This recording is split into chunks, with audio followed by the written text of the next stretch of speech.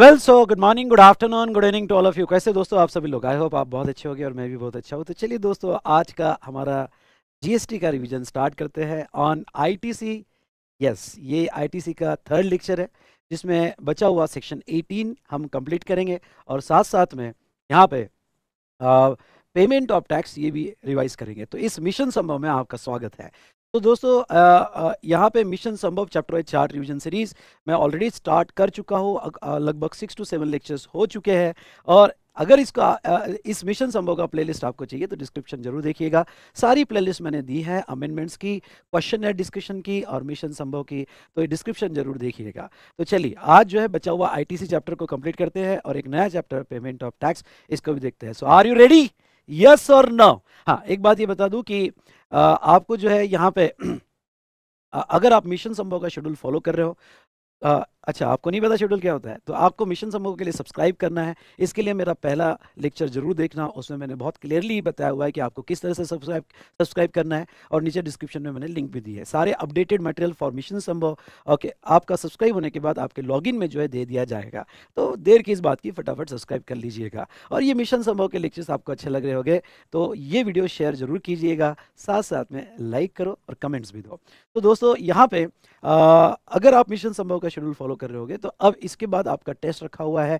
Test paper आपके login में डाल दिया जाएगा और उसकी आंसर शीट 2 दिन बाद डाल दी जाएगी। तो मैं यही चाहूँगा कि इस शेड्यूल के हिसाब से अगर आप पढ़ते हो तो टेस्ट पेपर जो है खुद सॉल्व करने की कोशिश करो और सेल्फ इवेल्युएट करो, उसकी आंसर शीट भी मैं यहाँ पे शेयर कर दूंगा। तो चलिए आज का रिविजन सेशन स्टार्ट करते हैं। यहाँ पे तो हमने देखा इनपुट टैक्स क्रेडिट, ये चैप्टर हमने स्टार्ट कर दिया था।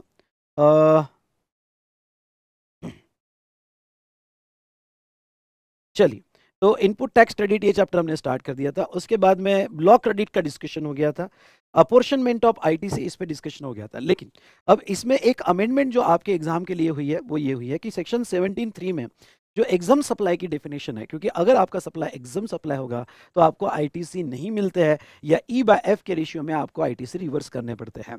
तो जब आप एग्जाम सप्लाई की वैल्यू लोगे और ई की वैल्यू लोगे तो ये सिचुएशन में उन्होंने एक एंट्री ऐड कर दी।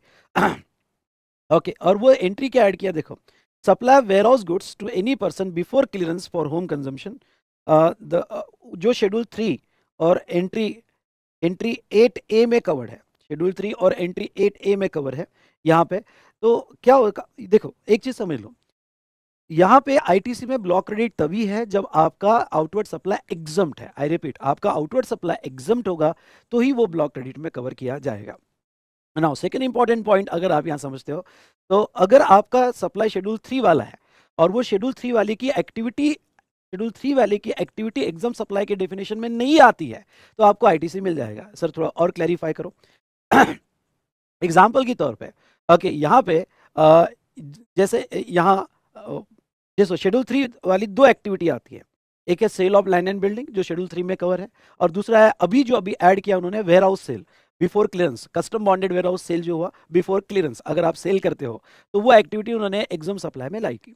तो मतलब क्या है कि शेड्यूल 3 वाले ये 2 activity, okay, sale of land and building और दूसरा वेयर हाउस सेल अगर होता है कस्टम बॉन्डेड वेयर हाउस में तो वो उन्होंने एग्जाम लाया। मतलब क्या मैसेज दिया, मतलब ये है कि ये 2 ट्रांजेक्शन में जो भी इनपुट्स कैपिटल गुड्स और इनपुट सर्विसेज यूज हो गए उसके आईटीसी नहीं मिलेंगे, या फिर रूल 42-43 के हिसाब से अपोर्शन किए जाएंगे, ओके, इस एक्टिविटी के लिए। अब इसके अलावा जो शेड्यूल 3 की एक्टिविटी है, इसके अलावा शेड्यूल 3 की कौन सी एक्टिविटीज है, जैसे एम्प्लॉयर एम्प्लॉय कोर्ट ट्रिब्यूनल या फ्यूनरल ब्यूरल क्रिमिटोरियम, या फिर यहाँ पे पैरा 7 की एक्टिविटी, सॉरी ये एंट्री 7, हाँ एंट्री 8 है, पैरा 7 की activity non taxable to non taxable territory या हाई सी सेल, अगर हम देखें यहाँ पे तो यहाँ ये सारी एक्टिविटी जो है ये एग्जाम में नहीं है। तो इवन दो वो शेड्यूल 3 की एक्टिविटी है, even though not treated as supply है, पर उसमें यूज होने वाला इनपुट्स कैपिटल गुड्स और इनपुट सर्विस के आपको आईटीसी मिलेंगे। जैसे जैसे अगर हमने in the course of employment employee को परक्विजिट्स दिए, सुनना, in the course of employment employee को परक्विजिट्स दिए, तो वो परक्विजिट्स जो हमने परचेज किए उसके आईटीसी मिल सकते हैं अगर वो ब्लॉक क्रेडिट में नहीं होगा। आई रिपीट, अगर वो ब्लॉक क्रेडिट में नहीं होगा तो उसके आईटीसी आपको मिल सकते हैं। ओके, और एग्जाम सप्लाई से 2 चीजें आपको एक्सक्लूड करनी पड़ेगी। जब आप E/S निकालोगे तो ई निकालते वक्त इंटरेस्ट और डिस्काउंट ऑन लोन एडवांसेस और डिपॉजिट, वो आपको ऑन लोन एडवांसेस और डिपॉजिट जो है आपको एक्सक्लूड करना पड़ेगा, एग्जाम में कंसीडर नहीं होगा, एक्सेप्ट अगर वो बैंक और फाइनेंशियल इंस्टीट्यूशन होगा तो, और ड्यूटी क्रेडिट स्किप जो है वो आपको इंक्लूड करना पड़ेगा। अब देखो ये शेड्यूल 3 की एक्टिविटी जो वेयर हाउस सेल है, इसकी वैल्यू क्या ली जाएगी? तो इसकी वैल्यू जब आप ई में लोगे, क्योंकि अब वो एग्जाम सप्लाई में आ गया, अगर वो एग्जाम सप्लाई में आ गया और वैल्यू ई में अगर आप लोगे, ओके, तो वो केस में वैसा ही गुड्स अगर ड्यूटी फ्री शॉप पे सेल किया जाए, ड्यूटी फ्री शॉप पे अगर वैसा ही गुड्स सेल किया जाए, तो जो उसकी वैल्यू होगी वो वैल्यू आपको उस वेयरहाउस गुड्स के ट्रांजैक्शन की वैल्यू लेनी पड़ेगी और उसका प्रोपोर्शनेट आईटीसी आपको ब्लॉक करना पड़ेगा। चलिए ये एक पॉइंट, बस इतनी छोटी सी अमेंडमेंट आईटीसी चैप्टर में रूल 42 43 रीड विद सेक्शन 73 में हुई है। ओके, बाकी तो बहुत अच्छे से डिस्कशन हमने लास्ट सेशन में कर लिया। अब आते हैं सेक्शन 18 पे। अब आते बेटा ओके सेक्शन 18 पे। 18 का जो है हमने 18.1 डिस्कस कर लिया था, 18.3 डिस्कस कर लिया था, ठीक है। अब ओके यहाँ पे 18.4 और 18.6 ये डिस्कस कर लेते हैं, ठीक है। तो 18.4 में, हाँ, अब 18.4 क्या कहता है? Reversal of credit in special cases, मतलब ये उल्टा स्विचिंग है, जिसको मैं कहता हूँ उल्टा स्विचिंग। ये उल्टा स्विचिंग क्या होता है? देखो, एक होता है नॉर्मल स्विचिंग, मतलब पहले आप अनरजिस्टर्ड थे, रजिस्ट्रेशन में आए, कंपोजिशन स्कीम में थे, नॉर्मल में आए, एग्जामिशन में थे, नॉर्मल में आए, तो आपको स्टॉक का आईटीसी दे दिया गया। अनरजिस्टर्ड के केस में आपको इनपुट का दिया गया, बाकी केस में इनपुट्स और कैपिटल गुड्स का 5% रिड्यूस करके दिया गया, तो आपको क्रेडिट अलाउ किया गया। अब ये उल्टा स्विचिंग है। उल्टा स्विचिंग मतलब क्या? मतलब आप जो है यहाँ पे नॉर्मल स्कीम में थे, कंपोजिशन में एंटर हो गए, नॉर्मल टू कंपोजिशन में चले गए, या आप टैक्सेबल सप्लाई में थे, एग्जाम में चले गए, या फिर आपका रजिस्ट्रेशन कैंसिल हो गया। तो ऐसे सिचुएशन में अगर मैं यहाँ पे डायग्राम लूँ, उल्टा स्विचिंग होता है, तो कॉन्सेप्ट को समझ लो यहाँ पे। तो वो कॉन्सेप्ट को यहाँ मैंने एक डायग्राम लिए है, यहाँ लिए, हाँ चलो गलती से यहाँ कॉपी होगी, चलो यहाँ ले लेते हैं। एग्जाम्पल के तौर पे आप पहले नॉर्मल स्कीम में थे और बाद में कंपोजिशन में चले गए, ओके, 1 अप्रैल से आप कंपोजिशन में चले गए, एग्जामिशन में चले गए, या अनरजिस्टर्ड हो गए। तो जब आप नॉर्मल में थे तो आपने इनपुट कैपिटल गुड्स और इनपुट सर्विस का क्रेडिट लिया होगा, आईटीसी लिया होगा, आपके इलेक्ट्रॉनिक क्रेडिट लेजर में वो क्रेडिट जमा हो रहा होगा। तो अब आप ओके ऐसे स्कीम में जा रहे हो जहां आईटीसी नहीं मिलते, तो अब आप अगर 1 अप्रैल से ऐसे स्कीम में जा रहे हो जहां आईटीसी नहीं मिलते, तो आगे तो नहीं मिलेंगे। But what about stock? Stock का क्या होगा? तो ये स्पेशल केस कवर करता है सेक्शन 18.4। और 18.4 क्या कहता है? 18.4 ये कहता है कि अगर ओके यहाँ पे जिस दिन भी आप स्विच हुए उसका जो प्रिसीडिंग डे होगा, सुनना मेरी बात ध्यान से, जिस दिन भी आप स्विच हुए उसका जो प्रिसीडिंग डे होगा, यानी 1 अप्रैल तो 31 मार्च आपका प्रिसीडिंग डे होगा, उस दिन आपका इनपुट का स्टॉक निकाला जाएगा। Input like in stock, semi finish goods and finish goods, ये स्टॉक निकाला जाएगा, प्लस ओके उसका प्रोपोर्शनेट आईटीसी निकाला जाएगा। और कैपिटल गुड्स का एज पर फॉलोइंग फॉर्मूला, एक फॉर्मूला नीचे बताऊंगा, यहाँ 5% वाला क्राइटेरिया मत अप्लाई करना, या उल्टा स्विचिंग में गवर्नमेंट ने एक फॉर्मूला दिया है रूल्स में, वो रूल का फॉर्मूला हम कंसीडर करेंगे। तो आपका इनपुट का स्टॉक का आईटीसी निकाला जाएगा, कैपिटल गुड्स के स्टॉक का आईटीसी निकाला जाएगा, दोनों का आईटीसी निकाल के लेट्स अज्यूम, मैं दो सिचुएशन अज्यूम करता हूं, आपने इनपुट्स का, स्टॉक का और कैपिटल गुड्स का प्रोपोर्शनेट आईटीसी निकाला गया। अगर यहां पे उसका इनवॉइस अवेलेबल होगा, अगर उसका इनवॉइस अवेलेबल नहीं होगा तो आज की करंट मार्केट प्राइस पे, सुनना ये बहुत पॉइंट इंपॉर्टेंट है, अगर उसके इनवॉइसेस अवेलेबल है तो प्रोपोर्शनेट आईटीसी आपने निकाल लिया, अगर इनवॉइसेस अवेलेबल नहीं है तो आज की करंट मार्केट प्राइस पे जितना जीएसटी लगता है उतना जीएसटी के बेसिस पे आपने कैलकुलेट कर लिया। ओके, ये भी पॉइंट इंपॉर्टेंट है। तो ऐसे केस में लेट्स अज्यूम उसका आईटीसी का इनपुट और कैपिटल गुड्स का मिला के उसका स्टॉक का प्रोपोर्शनेट आईटीसी है 12 लाख, या दूसरी केस अज्यूम उसका प्रोपोर्शनेट आईटीसी है 6 लाख।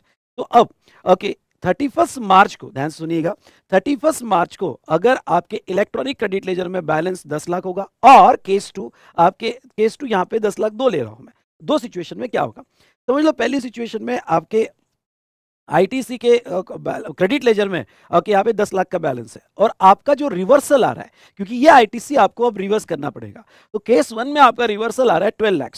तो ऐसे केस में आपके इलेक्ट्रॉनिक क्रेडिट लेजर में बैलेंस है 10 लाख, रिवर्सल आ रहा है 12 लाख, तो पहले आप जो है इलेक्ट्रॉनिक क्रेडिट लेजर पूरा अमाउंट से डेबिट कर दोगे, यानी 10 लाख से डेबिट कर दोगे। अब 2 लाख जो एक्स्ट्रा रिवर्सल आया वो आपको पे करना पड़ेगा, और वो आपको यहाँ पे जीएसटी या 3B में कैश लेजर के थ्रू पे करना पड़ेगा, कैश लेजर के थ्रू पे करना पड़ेगा, क्योंकि आपको रिवर्स करने 12, आपके रिवर्सल में, रिवर्स या पे करने, आपके रिवर्सल में डेबिट 10 लाख कर दिया, बाकी का 2 लाख आपको पे करना पड़ेगा। ओके, तो ये एक ऑप्शन है। ओके, यहाँ पे आपको दूसरी केस क्या है, दूसरी यहाँ पे वो कह रहे हैं ऑप्शन नहीं, ओके सेकंड केस है कि समझ लो आपका प्रोपोर्शनेट आईटीसी 6 लाख ही है, ओके, यानी इनपुट्स और कैपिटल गुड्स का प्रोपोर्शनल आईटीसी 6 लाख आया। तो ये जो 6 लाख है ये और आपके क्रेडिट लेजर में बैलेंस 10 लाख है, तो वो 6 लाख रिवर्स कर दो। अब रिवर्स करने के बाद अब बैलेंस बच गया, क्योंकि रिवर्सल कम आया तो बैलेंस बच गया, तो ये बैलेंस लैप्स हो जाता है, can not be carry forward. ये बहुत इंपॉर्टेंट है। अगर रिवर्सल एक्स्ट्रा होगा तो आपको कैश लेजर से पे करना पड़ता है, अगर रिवर्सल आपका जो है कम होगा तो आपका इलेक्ट्रॉनिक क्रेडिट लेजर का बैलेंस लैप्स कर दिया जाएगा। नाउ अब यहाँ कैपिटल गुड्स का प्रोपोर्शनेट आईटीसी कैसे निकाला जाएगा? यहाँ पे 5% वाला क्राइटेरिया मत लगाना। लेते टाइम जैसा सेक्शन 18(1) की सिचुएशन होगी, 2 की होगी, तो हम लेते टाइम ओके हम जो है पूरा यहाँ पे कैपिटल गुड्स का स्पेशली कंपोजिशन स्कीम में और एग्जाम्शन में ओके जो आईटीसी है -5% पर क्वार्टर के हिसाब से लेते हैं। पर यहाँ पे उन्होंने क्या कहा? यहाँ पे उन्होंने कहा कि आपको प्रोराटा बेसिस पे रिमेनिंग यूजफुल लाइफ का निकालना पड़ेगा। समझ लो, अज्यूम करो कि आपकी कैपिटल गुड्स जो यूज किया ओके आपने 4 ईयर्स 6 मंथ्स 15 डेज यूज किया। एक बार फिर से, आपने कैपिटल गुड्स यूज किया 4 ईयर्स 6 मंथ्स 15 डेज, तो वो 15 डेज राउंड अप करके यानी पार्ट ऑफ द मंथ होगा तो उसको राउंड अप कर लेना, और अपर साइड में राउंड अप करके 4 ईयर्स 7 मंथ कर लेना। तो अब आपके कैपिटल गुड्स की लाइफ आपको 5 ईयर्स अज्यूम करनी पड़ेगी। तो अगर आप कैपिटल गुड्स की लाइफ 5 ईयर्स अज्यूम करते हो ओके तो उसमें से 4 ईयर्स 7 मंथ्स चले गए, तो आपकी रिमेनिंग यूजफुल लाइफ कितनी बची? 5 मंथ्स बची। तो अगर रिमेनिंग यूजफुल लाइफ 5 मंथ्स बची तो अब आपको कैपिटल गुड्स का जो है ओके यहाँ पे रिवर्सल निकालना पड़ेगा। तो कैपिटल गुड्स का रिवर्सल कैसे निकालना पड़ेगा? समझ लो, अज्यूम दैट कैपिटल गुड्स का आईटीसी 10 लाख है, तो आपका 10 लाख इनटू बचा हुआ 5 मंथ्स डिवाइडेड बाय 60, तो इतना आपका रिवर्सल आएगा कैपिटल गुड्स का। आई होप ये फॉर्मूला आपको समझा होगा, और इस फॉर्मूला के बेस पर जब उल्टा स्विचिंग होगा तो आपको फॉलो करना पड़ेगा। तो ऐसे सिचुएशन में देखो बेटा, वो क्या कहते हैं यहाँ पे, वो कहते हैं amount to be reverse is equivalent to ITC on input capital goods. Okay, input stock में होगा, सेमी फिनिश गुड्स में होगा, या फिनिश गुड्स में होगा, या कैपिटल गुड्स होगा, तो आपको प्रोराटा बेसिस पे करना पड़ेगा, जिसकी लाइफ जो है 5 ईयर्स मानी जाएगी। प्रोराटा बेसिस कैसे निकाला जाएगा? 4 ईयर्स 6 मंथ्स 15 डेज होगा, तो उसको यहाँ पे 4 ईयर्स 7 मंथ्स हो गए, मतलब आपकी रिमेनिंग यूजफुल है 5 मंथ्स हो गया। ओके, तो जो भी आईटीसी इंटू 5 डिवाइडेड बाय 60 लेना पड़ेगा। अगर रिवर्सल जो है इनवॉइस अवेलेबल है तो ठीक, नहीं तो आपको मार्केट प्राइस पे रिवर्सल करना पड़ेगा। और reversal of ITC shall be calculated separately for CGST, SGST और आईजीएसटी। ओके हाँ, आपको इंडिविजुअल सीजीएसटी का अलग रिवर्सल, एसजीएसटी का और आईजीएसटी का अलग रिवर्सल कैलकुलेट करना पड़ेगा, and reversal amount will be added to output tax liability and detail to be furnish in ITC 03। तो इस तरह से आपको रिवर्सल करना है उल्टा स्विचिंग में, तीनों केसेस में। तीनों मतलब आप नॉर्मल से कंपोजिशन में जाते हो, नॉर्मल से एग्जाम्शन में जाते हो, या आप रजिस्टर से अनरजिस्टर में जाते हो। और आपको अगर ये एक्सप्लेनेशन अच्छा लगा होगा तो देर किस बात की, ठोको लाइक। ओके, तो भाई साहब ओके यहाँ पे कमेंट जरूर देना, आपकी कमेंट्स मुझे मोटिवेट करती रहेगी। चलिए अब आते हैं 18(6) पे, reversal of credit on supply of capital goods plant and machinery on which ITC has been taken. तो ये जो है, अगर आपने कैपिटल गुड्स या प्लांट एंड मशीनरी, यानी ये स्पेशली जो 18(6) है कैपिटल गुड्स और प्लांट एंड मशीनरी को अप्लीकेबल है। कैपिटल गुड्स और प्लांट एंड मशीनरी को अप्लीकेबल है का मतलब क्या हुआ? मतलब ये हुआ कि यहाँ पे अगर आपने कोई कैपिटल गुड्स का आईटीसी ले लिया होगा, या आपने प्लांट एंड मशीनरी का आईटीसी ले लिया होगा, और आप उसको फिर सप्लाई कर रहे हो, मतलब सिंपल लेमैन लैंग्वेज में सेकेंड हैंड कैपिटल गुड्स आप अगर बेच रहे हो, तो अगर आप सेकेंड हैंड कैपिटल गुड्स बेच रहे हो तो वो केस में आपको जो अमाउंट पे तो करना पड़ेगा, क्योंकि आप कैपिटल गुड्स बेच रहे हो, सप्लाई कर रहे हो, तो जीएसटी तो आएगा। पर गवर्नमेंट क्या कहती है? जीएसटी हम ट्रांजेक्शन वैल्यू पे नहीं लेंगे।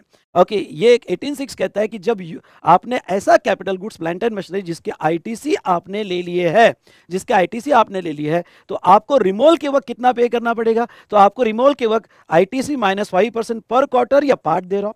ओके, मतलब जो आईटीसी लिया -5% पर क्वार्टर या पार्ट दे रहा हो आपको उतना, या फिर GST on transaction value whichever is higher, तो गवर्नमेंट चालाक है।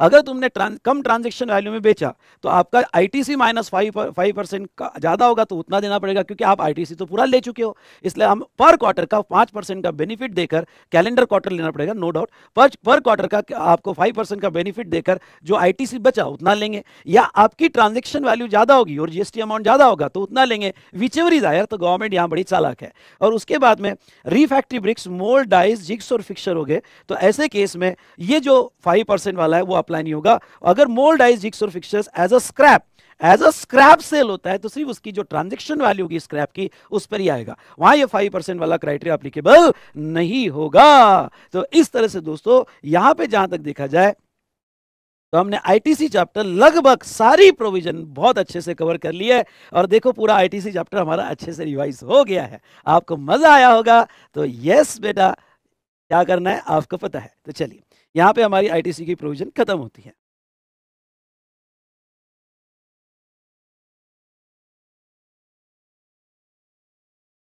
चलिए दोस्तों, तो अब स्टार्ट करते हैं यहाँ पे पेमेंट ऑफ टैक्स का complete chart revision. Are you ready?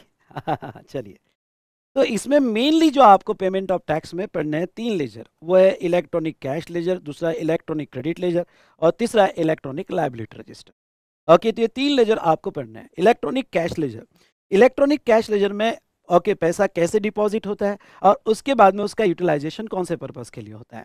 तो पैसा जो आप डिपॉजिट कर सकते हो, यानी आपका जो भी टैक्स लायबिलिटी आएगा, टैक्स लायबिलिटी में से आपको आईटीसी यूज करने पड़ेंगे, मतलब आपका इलेक्ट्रॉनिक क्रेडिट लेजर यूज करना पड़ेगा और इलेक्ट्रॉनिक क्रेडिट लेजर यूज करने के बाद जो बैलेंस रहेगा वो कैश लेजर से आप पे करोगे। पर कैश लेजर में पैसा कैसे आएगा? तो कैश लेजर में पैसा जो है इंटरनेट बैंकिंग, उसके बाद में यूपीआई, आईएमपीएस से debit card, credit card, NEFT, RTGS okay आप पे कर सकते हो, जिसकी चालान होगी, हाईलाइट करो पीएमटी 06 चालान। इस मोड से आप पैसा चालान के थ्रू पे करोगे और चालान से पेमेंट होने के बाद ओके आपका जो पैसा आपके इलेक्ट्रॉनिक कैश लेजर में जमा हो जाएगा। अब इलेक्ट्रॉनिक कैश लेजर कौन कौन से पर्पस के लिए यूज हो सकता है? कैश लेजर कौन कौन से पर्पस के लिए यूज हो सकता है? तो ये कभी कभी 1-2 मार्क के लिए एमसीक्यू में आ सकता है। तो आपका electronic cash ledger output tax जो भी आपका होगा, टैक्स पेमेंट के लिए, इंटरेस्ट के लिए, पेनल्टी के लिए, फीस या एनी अदर अमाउंट पेबल होगा ओके, तो कोई भी आपका अमाउंट पेबल होगा तो उसके लिए यूज हो सकता है इलेक्ट्रॉनिक कैश लेजर। ओके, यहाँ पे special payment mode for OIDAR online money gaming. Okay, तो ये केस में देखो यहाँ जस्ट मिनट,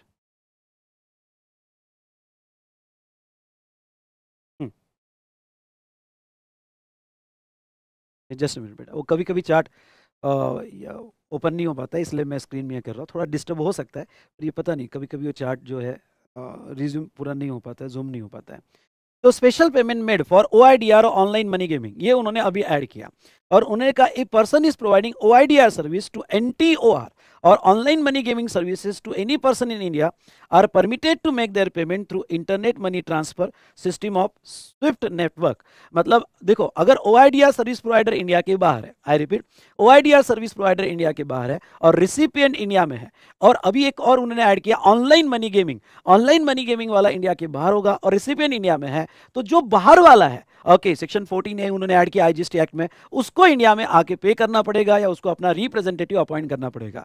ओके, अगर वो इंडिया में पे कर रहा है तो ये जो नेटवर्क दिया है उन्होंने okay international money transfer system Swift network, इसके थ्रू वो पे कर सकता है। ये छोटा सा क्लॉज उन्होंने यहाँ पे ऐड किया है, ठीक है। चलो अब नीचे आ जाते हैं, तो टैक्स पेमेंट चालान। तो टैक्स पेमेंट चालान पे अगर हम आते हैं तो आपकी चालान जो है, आप यहाँ पे ओवर द काउंटर, एक इंपॉर्टेंट पॉइंट है कि ओवर द काउंटर क्या हम पे कर सकते हैं? क्या पे कर सकते हैं ओनली 10,000, लेकिन इसके 3 एक्सेप्शंस हैं। एक है government department okay proper officer, PO मतलब प्रॉपर ऑफिसर या other authorised proper officer to recover the outstanding due from any person registered और not and during investigation enforcement activity, अगर कोई रिकवरी होती है तो।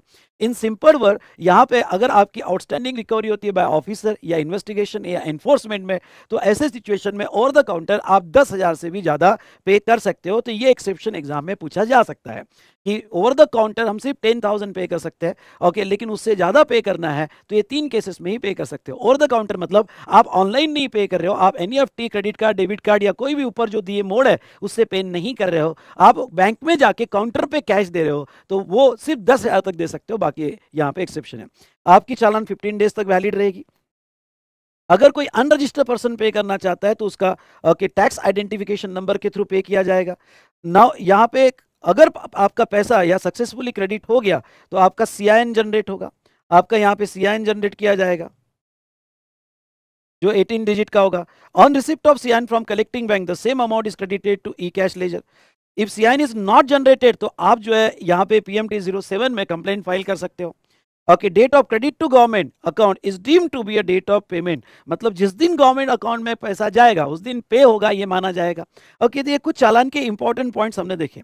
Okay, other aspects of challan, तो other aspect of challan में CPI stand for common portal identification number, short note आ सकती है। सीपीआई यानी क्या? तो CPI stand for common portal identification number, मतलब क्या? मतलब जब आप यहाँ पे पोर्टल पे जाते हो और पीएमटी 06 चालान ओपन करते हो तो हर चालान को एक रेफरेंस नंबर आता है, उस रेफरेंस नंबर को CPIN कहते हैं। Okay, common portal identification number. Portal वो चालान को एक नंबर देता है, आइडेंटिफिकेशन नंबर देता है। It is created for every challan successfully generated. वो 14 डिजिट का यूनिक नंबर होता है। ओके, मतलब वो जैसे आपने चालान ओपन किया वहां एक नंबर असाइन हो जाता है बाय पोर्टल। उसके बाद में CPIN जो है remains valid for 15 days. CIN इसके ऊपर शॉर्ट नोट आ सकती है। It stand for challan identification number. जैसे ही आप जो है आपके बैंक के थ्रू पे कर देते हो तो पेमेंट होने के बाद आपके चालान पे एक CIN जनरेट होता है। ये प्रूफ ऑफ पेमेंट होता है। ओके, और ये CIN जनरेट होना बहुत जरूरी है। अगर CIN जनरेट हुआ तो ये माना जाता है कि आपने पेमेंट कर दिया। It is generated by authorise bank या RBI when payment is actually received by such authorise bank और RBI and credited in relevant government account. Okay, it is indication of successful payment of account. या okay, यहाँ पे आपका successful payment हो गया, ये CIN बताता है। CIN is communicated, okay, CIN is communicated by authorized bank to a taxpayer as well as GSTN, और ये 18 डिजिट का होता है जिसमें 14 डिजिट आपके CPIN होते हैं और 4 डिजिट आपका बैंक कोड होता है। तो इस तरह से CIN पे एक आधी शॉर्ट नोट पूछी तो वो मैंने कवर कर लिया है। हाँ, utilisation of major head and minor head. Okay, इस कॉन्सेप्ट को समझ लो, utilisation of major and minor head. अब समझ लो यहाँ पे वो कहना क्या चाहते हो। सेक्शन 14, यहाँ सेक्शन 49 PMT 09 चालान। ओके, ये थोड़ा कॉन्सेप्ट को समझ लेना।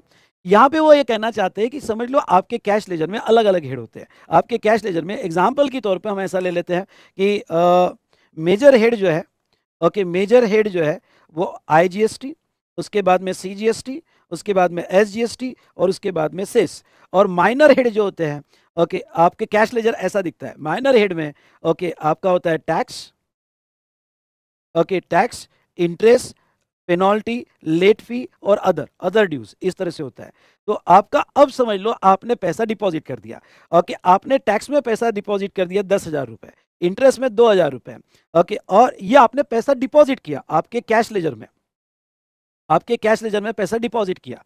मैं स्पेशली बात कर रहा हूँ कैश लेजर की। ओके, CGST का 20,000 आपने डिपॉजिट किया, SGST का 30,000 आपने डिपॉजिट किया। ओके, और लेट फी में समझ लो 1,000 डिपॉजिट किया। तो ये आपने PMT 06 चालान से पैसा आपके कैश लेजर में डिपॉजिट कर दिया। फिर आपकी लाइबिलिटी जो है वो आपकी लाइबिलिटी समझ लो यहाँ पे इस मंथ में IGST की आई नहीं, आपकी लाइबिलिटी इस मंथ में CGST की, और CGST की आपकी लाइबिलिटी 25,000 है। ओके, ये आपका आउटपुट टैक्स है, और SGST की लाइबिलिटी 25,000 है। अब भाई साहब आपकी जो लाइबिलिटी है CGST की 25, SGST की 25, और आपने तो CGST में कैश डिपॉजिट किया 20, और SGST में भी समझ लो 20, SGST में भी आपने 20,000 डिपॉजिट किया।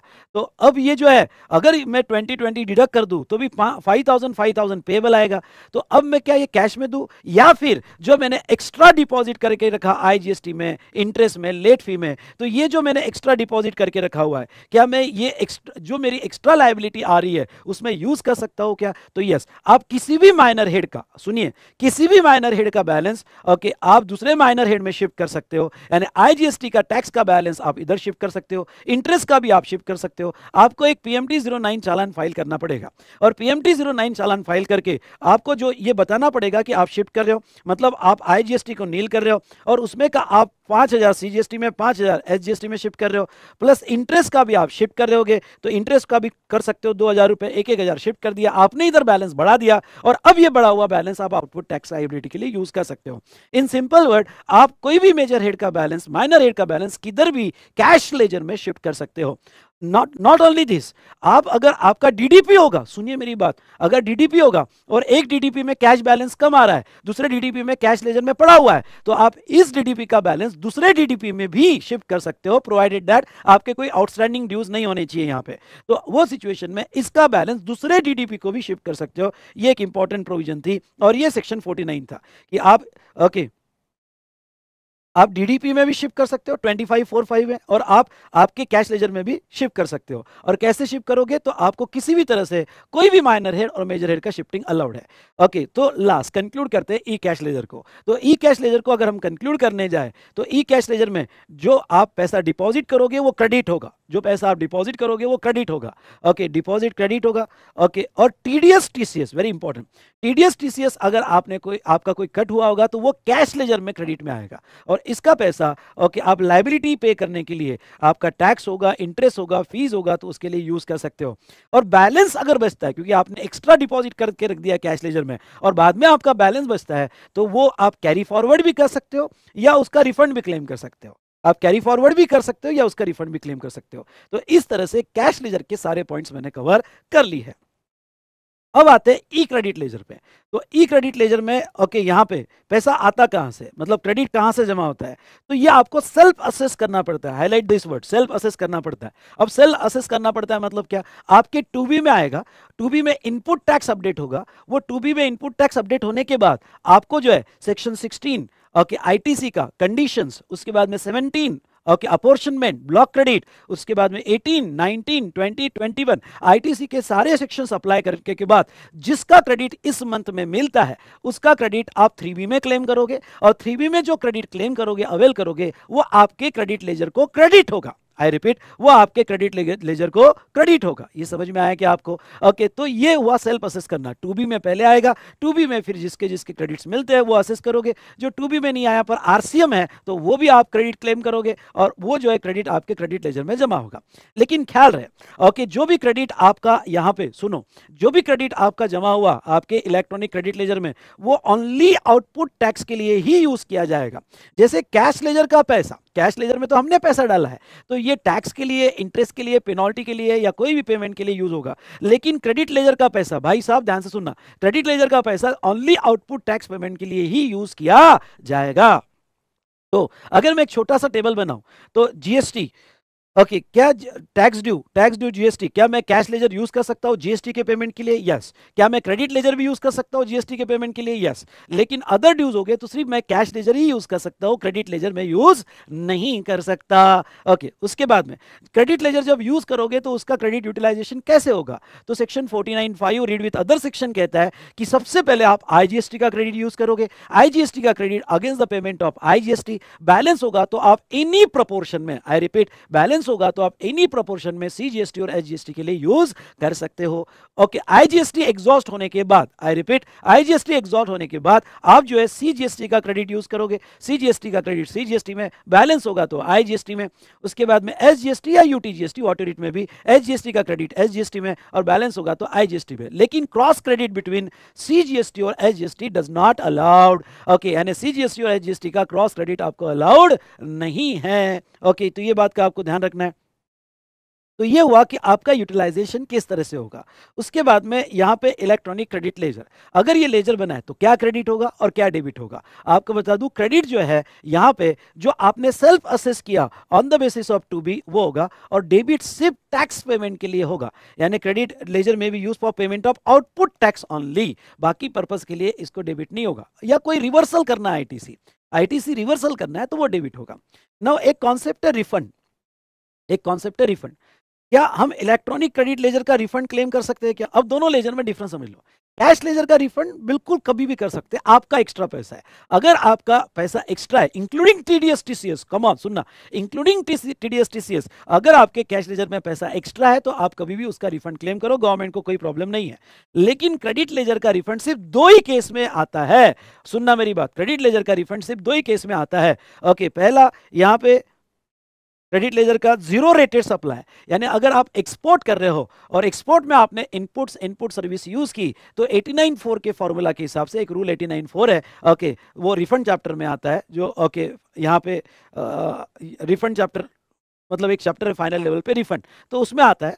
तो आपको जो इनपुट और इनपुट सर्विस का यहाँ पे ओके जो रिफंड मिलेगा आईटीसी का, उस फॉर्मूला के हिसाब से मिल जाएगा अगर आप एक्सपोर्ट करते हो। दूसरा, inverted tax structure. Sir, inverted tax structure क्या होता है?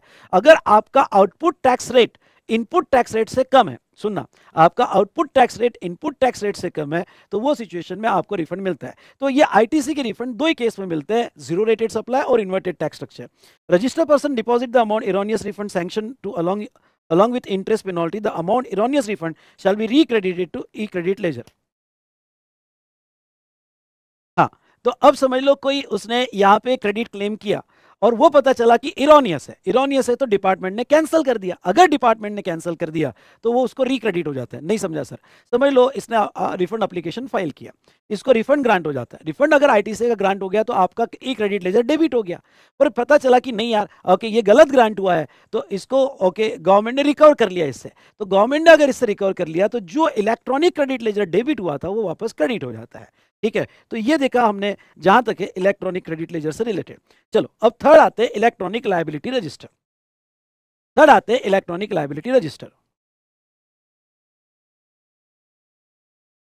चलिए अब देखिए इलेक्ट्रॉनिक लायबिलिटी रजिस्टर, आपकी लायबिलिटी, ओके ये पढ़ के जाना, किस ऑर्डर में आपकी लायबिलिटी यहाँ पे डिस्चार्ज होती है। इलेक्ट्रॉनिक लायबिलिटी रजिस्टर करता है कि जब भी आपके क्रेडिट लेजर और कैश लेजर में बैलेंस आएगा तो सबसे पहले आपको डिस्चार्ज करना पड़ेगा सेल्फ असेस टैक्स, जो आपने खुद ही असेस किया था, and other dues related to return of previous tax period. मतलब तुमने प्रीवियस टैक्स पीरियड में GSTR 1 में जो आपने टैक्स बताया से, बहुत से लोग ऐसा करते हैं कि GSTR 1 फाइल कर दिया, ओके, और 3B फाइल ही नहीं किया, और बाद में उनके कैश लेजर और क्रेडिट लेजर में पैसा आया। तो जो प्रीवियस टैक्स पीरियड में तुमने GSTR 1 में सेल्फ टैक्स असेस किया था या अदर ड्यूज असेस किए थे, तो तुम्हारा जो कैश बैलेंस आया या क्रेडिट बैलेंस आया, पहले वो लायबिलिटी में एडजस्ट होगा, प्रीवियस टैक्स पीरियड में एडजस्ट होगा। फिर सेल्फ असेस जो आपने खुद असेस किया और other dues related to return of current tax period, फिर आपके कैश लेजर और क्रेडिट लेजर में बैलेंस बचता है तो करंट टैक्स पीरियड के से एडजस्ट होगा। और उसके बाद में यहाँ पे any other amount payable under this act including demand और रिकवरी, बाकी फिर थर्ड जो होता है आपकी जो डिमांड या रिकवरीज होगी तो उसके अगेंस्ट में एडजस्ट किया जाएगा, उसके अगेंस्ट में एडजस्ट किया जाएगा। उसके बाद में utilisation of electronic liability register.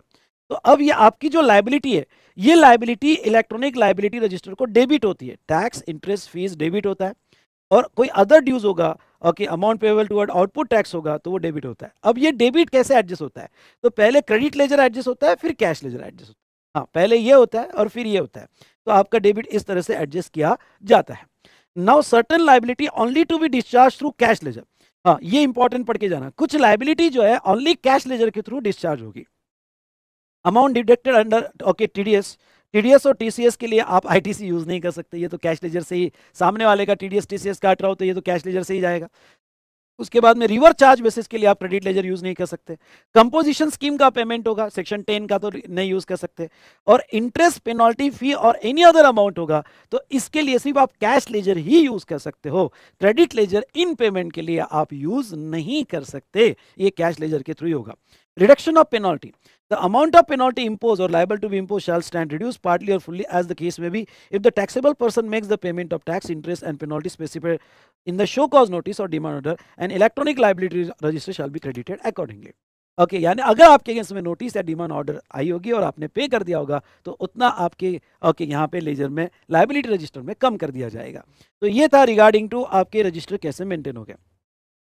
अब दो बेटा दो रूल है, rule 86A and rule 86B। Okay, ये जो है मैंने आपको शायद आईटीसी चैप्टर में दिए थे, रूल 86A और 86B, जो आपके आईटीसी पे रिस्ट्रिक्शंस लगाते हैं। रूल 86A क्या कहता है, commissioner having reason to believe ITC available in electronic credit ledger has fraudulently availed or is ineligible may restrict the utilisation of ITC till following situation get corrected. Okay, अगर commissioner को ऐसा लगा तो कि आपने आईटीसी गलत लिए है, सेक्शन 16, 17, 18 के हिसाब से आपने आईटीसी नहीं लिए, या फिर कमिश्नर को ऐसा लगा कि आपने इनएलिजिबल आईटीसी ले लिए, तो वो आपका आईटीसी यूटिलाइजेशन को रोक देगा, आईटीसी यूटिलाइजेशन को रोक देगा, फ्रीज कर देगा। ओके, कौन कौन सी सिचुएशन में, ये सिचुएशन लर्न करके जाना, कब उसको लग सकता है कि आपने फ्रॉडुलेंटली लिए, तो tax invoice or debit note or other issued by non existent supplier or RP not doing the business from registered places. आपने ऐसे सप्लायर के इनवॉइस पे आईटीसी लिया जो एग्जिस्टेंस में ही नहीं है, या जो प्लेस ऑफ बिजनेस बता रहा है वो प्लेस ऑफ बिजनेस पे उसका बिजनेस ही नहीं है, सो डमी फेक इनवॉइस हो सकता है, तो वो आपका इसका यूटिलाइजेशन रोक देगा। या विदाउट रिसिप्ट ऑफ गुड्स और सर्विस और बोथ, ये सेक्शन 16 की एक कंडीशन है कि आईटीसी तभी मिलते हैं जब आपको गुड्स और सर्विसेज रिसीव हुई। अब आपको गुड्स और सर्विसेज रिसीव ही नहीं हुई तो फिर आप, ओके, वो गलत आईटीसी कहा जाएगा, इनएलिजिबल आईटीसी कहा जाएगा और उसका यूटिलाइजेशन ऑफिसर रोक सकता है। Next, ITC avail in respect of tax which has not been paid by the supplier. आपके सप्लायर ने टैक्स नहीं पे किया, और वो टैक्स नहीं पे किया मतलब 3B नहीं फाइल किया, अगले साल के सितंबर एंड तक, अगर आपको याद होगा तो अगले साल के सितंबर एंड तक आपके सप्लायर ने अगर 3B नहीं फाइल किया होगा तो उसका आईटीसी ऑफिसर रोक सकता है। या RP taking ITC is not existence or not doing the business from register place, या जो आईटीसी ले रहा है वही फेक है, जो लेने वाला है वही फेक है, वो बिजनेस नहीं कर रहा है। या not in position of tax invoice or debit note, या आपने ऐसे गुड्स और सर्विस के आईटीसी ले लिए जिसके टैक्स इनवॉइस या डेबिट नोट आपके पोजीशन में नहीं है, तो ये रिस्ट्रिक्शन रहेगा और ये रिस्ट्रिक्शन 1 ईयर तक कंटिन्यू रहेगा। ये हमने रूल ये पढ़ के जाना कौन कौन सी सिचुएशन में 86A के रिस्ट्रिक्शन लग सकते हैं। 86B का एक रिस्ट्रिक्शन है आपके आईटीसी पे। अब 86B का क्या रिस्ट्रिक्शन है आपके आईटीसी पे, तो थोड़ा इसको समझ लेना। वो क्या कहता है, एक डायग्राम से समझाता हूं। Let's take example month of April. Okay, ये मंथ ऑफ अप्रैल में आपका इनपुट्स कैपिटल गुड्स और इनपुट सर्विस आपने लिया, इनवर्ड सप्लाई है। ओके, और आपका आउटवर्ड सप्लाई है। ओके, ये मंथ में समझ लो केस 1 लेते हैं। केस 1 में आपके इलेक्ट्रॉनिक क्रेडिट लेजर में ओपनिंग बैलेंस 2 लाख है और अप्रैल का आईटीसी आपका 9 लाख का आया। अज्यूम अप्रैल का आईटीसी आपका 9 लाख का आपने लिया, टोटल आईटीसी आपके पास 11 लाख आया। अब केस 1 ये लेते हैं कि आपका इस मंथ का टैक्सेबल सप्लाई का, ध्यान सुनना, ओके, आपका इस मंथ का टैक्सेबल सप्लाई का टर्नओवर 45 लाख हुआ।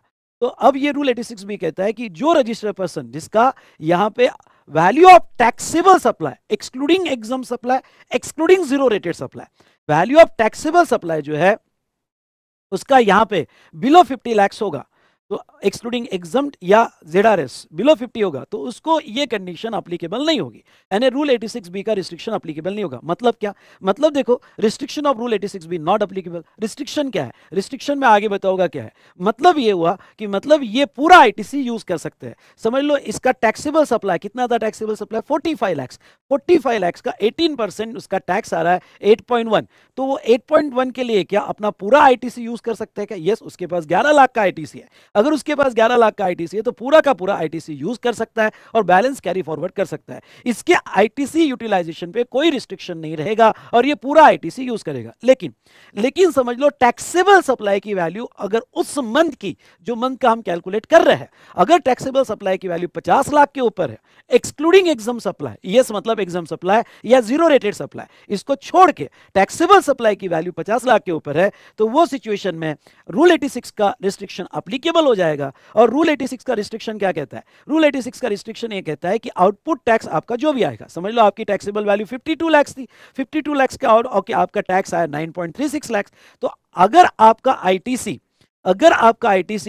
9.36 से ज्यादा है, मतलब एक्सेस है, 9.36 तो एग्जांपल के लिए ले लो, आपके पास एक्सेस आईटीसी पड़ा हुआ है, ज्यादा आईटीसी है, इवन दो आपके पास ज्यादा आईटीसी होगा, लेकिन आप 99% ऑफ आउटपुट टैक्स, सुनना, 99% ऑफ आउटपुट टैक्स से ज्यादा आईटीसी यूज नहीं कर सकते हैं, मतलब 1% आपको कैश लेजर में पे करना पड़ेगा। तो आप आउटपुट टैक्स का 99% ही यूज कर पाओगे, बाकी का आपको पे करना पड़ेगा। मतलब आपके पास इनफ बैलेंस होने के बाद भी, समझ लो आपके पास 11 लाख बैलेंस होने के बाद भी आप सिर्फ यूज कर सकते हो 99%। ओके, बाकी का आईटीसी कैरी फॉरवर्ड करो, आप कैरी फॉरवर्ड करो, लेकिन हमको 1% तो भी आपको कैश में देना पड़ेगा। ये रिस्ट्रिक्शन अप्लीकेबल हो जाएगा। इसके कुछ एक्सेप्शंस है, वो एक्सेप्शंस आपके नोट्स में मैंने दिए हैं। इनकम टैक्स आपने पे किया होगा, रिफंड आ रहे होंगे, जो भी है मैंने नोट्स में दिए, वो एक्सेप्शंस आपने पढ़ लेना। तो ये था रूल 86 बी। अब बेटा इस बार अगर एग्जाम में पढ़ के जाना है तो section 50 delay payment of tax, इसके ऊपर थोड़ा अच्छा खासा वर्क करके जाना। इसके ऊपर सेक्शन 50 पे ओके आप थोड़ा अच्छा खासा यहाँ पे ओके प्रॉब्लम सॉल्व करके जाना, कैलकुलेशन करके जाना, एग्जाम में आ सकता है। तो चलो सेक्शन 15 जो है मैंने यहाँ बहुत अच्छे से एक्सप्लेन किया है, तो इसके आगे जो है सेक्शन 50 ओके डिटेल में डिस्कस करेंगे। जो मेरे पास एग्जिस्टिंग रिकॉर्डिंग है और वो एग्जिस्टिंग रिकॉर्डिंग से हम डिस्कस करेंगे, और उसके बाद में हमारा ये चैप्टर पेमेंट ऑफ टैक्स जो सबसे ईजिएस्ट चैप्टर है वो हमारा बहुत अच्छे से खत्म हो जाएगा। आई होप आपको रिवीजन पसंद आएगी, और पसंद आई तो आपको क्या करना है आपको सबको पता है। चलिए तो देखते हैं सेक्शन 50। इंपॉर्टेंट प्रोविजन रहेगी, interest on delay payment of tax. देखो भाई, आपने टैक्स कब देना चाहिए? अगर आप मंथली स्कीम में होगे, मंथली स्कीम में होगे और QRMP स्कीम में होगे। अगर आप मंथली स्कीम में होगे तो अगले महीने के 20 तारीख तक जब आपका GSTR 3 भी देना है, और QRMP स्कीम में होगे तो आपको टैक्स मंथली देना है और अगले महीने के 25 तारीख तक ओके, यानी रिटर्न क्वार्टरली जाएगा पर पेमेंट मंथली जाएगा। अगर पहले दो first month okay, second month तो अगले महीने की 25 तारीख, और थर्ड मंथ तो थर्ड मंथ में जब आप GSTR 3 भी दे रहे हो, GSTR 3 भी दे रहे हो, फिर वो हो सकता है 22 तारीख, हो सकता है 24 तारीख ओके। तो जो आपकी GSTR 3B की डेट होगी वो डेट, तो यहाँ पे 20 तारीख अगले महीने की और यहाँ पे 25 या फिर थर्ड मंथ की लायबिलिटी जब आप GSTR 3 भी दे रहे हो तब आएगा, तो वो आपकी ड्यू डेट रहेगी। तो अगर आपने ड्यू डेट में पेमेंट नहीं किया, क्योंकि आपकी कैश लेजर की लायबिलिटी आ रही थी और आपने पेमेंट नहीं किया, तो 18% पर एनम से आपको इंटरेस्ट लगाया जाएगा। इसके प्रॉब्लम सॉल्व करके जरूर जाना। ओके, और 18% पर एनम कब से? तो next day will be started from the date following the due date of payment. जो भी आपकी ड्यू डेट होगी उसके नेक्स्ट डे से इंटरेस्ट होगा till the actual payment of tax, आपको इंटरेस्ट लगाया जाएगा। नेक्स्ट वेरी वेरी इंपॉर्टेंट, वो क्या? Okay, provided that interest on tax payable shall be levied on that portion of tax that will be debited to electronic cash ledger। मतलब ये हुआ कि आपकी ग्रॉस लायबिलिटी है, आपकी ग्रॉस लायबिलिटी है, ध्यान से सुनना, और आपकी ग्रॉस लायबिलिटी है 50 लाख रुपए, 50 लाख रुपए, जिसमें से आईटीसी जो है आपका वो है 30 लाख रुपए। यानी आपकी जो ओके इलेक्ट्रॉनिक क्रेडिट लेजर से देना आएगा, सॉरी इलेक्ट्रॉनिक कैश लेजर से, तो जो इलेक्ट्रॉनिक कैश लेजर से देना आएगा वो कितना आएगा भाई? वो आएगा 20 लाख रुपए। तो जो आपको इलेक्ट्रॉनिक कैश लेजर को डेबिट करना है उस पर इंटरेस्ट आएगा, यानी आपके ग्रॉस लायबिलिटी पे नहीं आएगा। ये 20 लाख रुपए ओके पे इंटरेस्ट आएगा इंटू 18% इंटू जो भी नंबर ऑफ डेज होगा। समझ लो आप 20 दिन लेट हो गए तो 20 डिवाइडेड बाय 365 अगर, तो इस तरह से आपका इंटरेस्ट निकाला जाएगा। लेकिन इसका एक और मीनिंग देखो, और क्या मीनिंग देखो, देखो भाई आपकी दो लायबिलिटी थी। एक लायबिलिटी जो थी वो आपकी आउटपुट टैक्स की लायबिलिटी थी। ओके, आउटपुट टैक्स की लायबिलिटी थी, और एक दूसरा आरसीएम की आपकी लायबिलिटी थी। भाई आरसीएम में रिवर्स चार्ज, पर वो इनवर्ट सप्लाई की लायबिलिटी थी। अब आपकी आउटपुट टैक्स लायबिलिटी जो है वो है 50 लाख, ओके, और आपका आरसीएम है 5 लाख रुपए। ओके, आपका आरसीएम है 5 लाख रुपए। तो ऐसे सिचुएशन में ध्यान से सुनिएगा, 5 लाख रुपए, तो ये तो आपको मालूम है आपका जो आईटीसी है वो आप आईटीसी यूज करना है, तो आप आरसीएम पेमेंट के लिए यूज नहीं कर सकते। आपके पास 30 लाख का आईटीसी है, तो 30 लाख का आईटीसी आप सिर्फ आउटपुट टैक्स में यूज कर सकते हैं। मतलब क्या? मतलब आपको 20 लाख रुपए इलेक्ट्रॉनिक कैश लेजर को डेबिट करने हैं, ई कैश लेजर को ओके आपको डेबिट करने हैं 20 लाख, प्लस 5 लाख आरसीएम के डेबिट करने हैं। ओके, ये 5 लाख आरसीएम के डेबिट करने हैं। तो इन शॉर्ट आपकी जो लायबिलिटी आएगी, हाँ ये आईटीसी में आपका आरसीएम का भी आईटीसी कवर हो गया है, ठीक है। इन सिंपल वर्ड आपको इलेक्ट्रॉनिक कैश लेजर से कितना पे करना है? तो आपको 25 लाख पे करना है। तो ये 25 लाख पे इंटरेस्ट निकाला जाएगा। इसलिए एग्जाम में लिखते वक्त नेट लायबिलिटी वर्ड मत यूज करना, क्योंकि नेट लायबिलिटी मतलब फिर हुआ वो तो ये हुआ 20 लाख ही हुआ आपकी नेट लायबिलिटी। नहीं, एग्जाम में वर्ड यूज करना कि जो इलेक्ट्रॉनिक कैश लेजर को डेबिट किया जाएगा, मतलब आपकी output net tax liability plus RCM, ये दोनों का मिला के ओके जो इलेक्ट्रॉनिक कैश लेजर को डेबिट होगा उस पर इंटरेस्ट निकाला जाएगा, अगर वो आपने ड्यू डेट को पे नहीं किया हो। डन डना डन डन। इस तरह से हमारा सेक्शन 50 भी खत्म होता है। मजा आ गया आपको? यस और नो? बोलिए जोर से, यस और नो।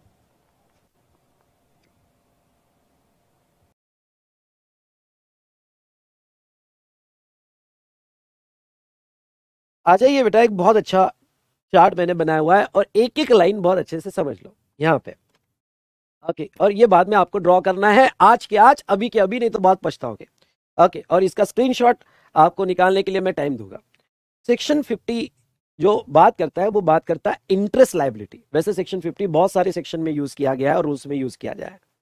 सेक्शन 50 में आज के स्टेटस में अब दो इंटरेस्ट लायबिलिटी आपके सामने आएगी। सेक्शन 51 में, read with section 52 and section 53 में। तो आपकी इंटरेस्ट लायबिलिटी सेक्शन 51 उसमें ये 2 जो टाइम पीरियड के बारे में बताता है, और सेक्शन 53 में आएगी। सेक्शन 51 जो आपके ऊपर इंटरेस्ट लगाता है वो payment of tax after due date. After due date मतलब आपका जो आउटपुट टैक्स है प्लस आरसीएम वाला टैक्स है जो आपको पे करना है, अगर आपने ड्यू डेट के बाद पे किया तो इंटरेस्ट लगाता है। और सेक्शन 53 जो अभी नया आया है, ये इंटरेस्ट कब लगाता है? ये जब okay ITC wrongly availed and utilise, तब इंटरेस्ट लगाता है। चलिए हम पहले सेक्शन 51 को आप नोट्स में से भी मेरे साथ पढ़ सकते हो।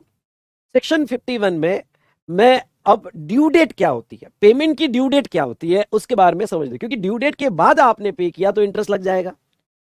अगर आप मंथली स्कीम में होगे और आप क्यूआरएमपी स्कीम में होगे, अगर आप मंथली स्कीम में होगे तो आपका due date of payment of tax रहता है ड्यू डेट ऑफ रिटर्न।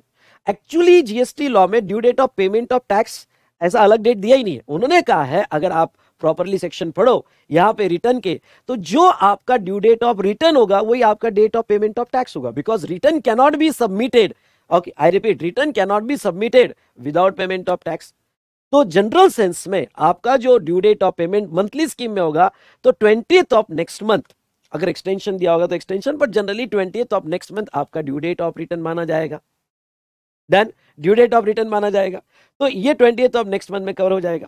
चलिए, और अगर आप क्यूआरएमपी स्कीम में होगे, सुनो, अगर आप क्यूआरएमपी स्कीम में होगे तो due date as follows, okay, first month की ड्यू डेट क्यूआरएमपी स्कीम अगर आपको याद होगी तो पहले मंथ की ड्यू डेट होती है 25th of next month, second month का पेमेंट आपको 25th ऑफ नेक्स्ट मंथ में देना पड़ता है, और थर्ड मंथ का जब आप रिटर्न फाइल कर रहे हो तब, अगर आपको याद होगा तो। इन शॉर्ट मेरा यह कहना है कि अगर आपने टैक्स पे किया, अगर मंथली स्कीम में 20 तारीख के बाद अगर आपने टैक्स दिया तो इंटरेस्ट लगेगा, और क्यूआरएमपी स्कीम में पहले मंथ का टैक्स, क्यूआरएमपी क्या होता है, क्वार्टरली रिटर्न मंथली पेमेंट, तो पहले मंथ का टैक्स 25 तारीख के बाद दिया तो इंटरेस्ट लग जाएगा, सेकंड मंथ का टैक्स अगले महीने के 25 तारीख के बाद दिया तो इंटरेस्ट लग जाएगा उतने पोर्शन पे, और थर्ड मंथ का टैक्स यहां पे, ओके, जो रिटर्न की डेट है उसके बाद दिया तो इंटरेस्ट लग जाएगा। ठीक है, अब ये तो ड्यू डेट्स मैंने बताई नॉर्मल स्कीम और क्यूआरएमपी स्कीम में। अब मैं आगे जो बात करने जा रहा हूं वो बहुत इंपॉर्टेंट है, और वो क्या कहते हैं, if tax paid after due date, ऊपर जो ड्यू डेट बताई है, including the reason of late filing of return in GSTR 3B, मतलब ओके, मैंने ऐसा क्यों लिखा including late filing of return? First case में तो आपका रिटर्न लेट हुआ तो टैक्स पेमेंट लेट होता ही है, ओके, यानी आपका टैक्स पेमेंट लेट जो हुआ बिकॉज आपने रिटर्न ड्यू डेट को नहीं दिया जीएसटीआर 3B में। और सेकंड केस में क्या होगा, सेकंड केस में आपको रिटर्न क्वार्टरली देने पड़ते हैं, क्वार्टरली देने पड़ते हैं, ओके, तो ऐसे केस में हो सकता है कि 25th आपकी मिस होगी due date, okay, 25th miss हो गई तो मैं ड्यू डेट में नहीं दिया, या फिर आपने रिटर्न लेट दिया इसलिए हो सकता है कि ड्यू डेट मिस होगी पेमेंट की, या फिर आपने सिंपल वर्ड में कहूं तो आपने यहां पे जो है रिटर्न लेट फाइल किया हो, उसके वजह से लेट पेमेंट ऑफ टैक्स हुआ।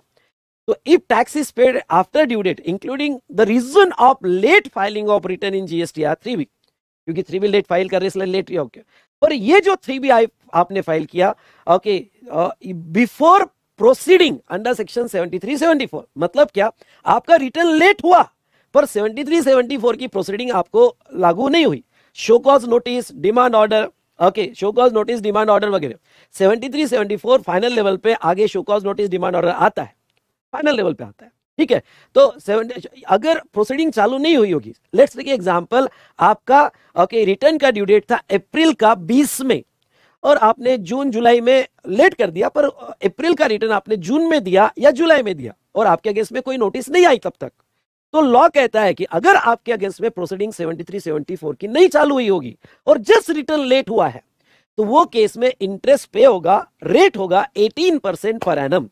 रेट क्या होगा? 18% पर एनम। कितने अमाउंट पे इंटरेस्ट दिया जाएगा ये बहुत इंपॉर्टेंट है। ओके, इंटरेस्ट दिया जाएगा amount payable by debiting electronic cash ledger, मतलब आपकी net tax liability plus RCM. Sorry बेटा, यहाँ एक मिनट कुछ गड़बड़ हुई है, ये इधर उधर हो गया चैट।